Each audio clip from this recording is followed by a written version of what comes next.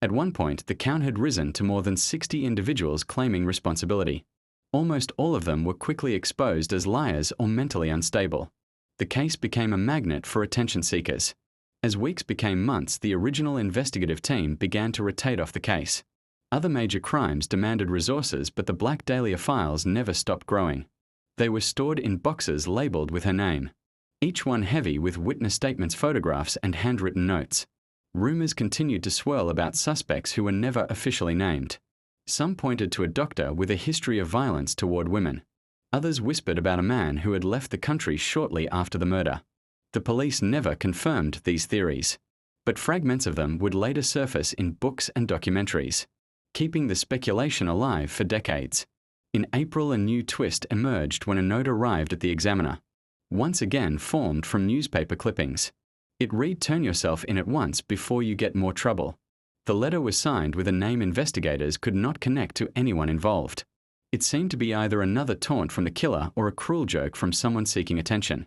The envelope contained no new evidence, no belongings of the victim, and no fingerprints. It was the last direct communication linked to the case. Without fresh leads, the investigation slowed further. By the end of the year, it was officially considered a cold case, though the file remained open for follow-up on any future tips.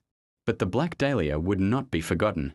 Her story appeared in pulp magazine's crime anthologies and eventually television dramatizations, each retelling adding new angles or imagined details.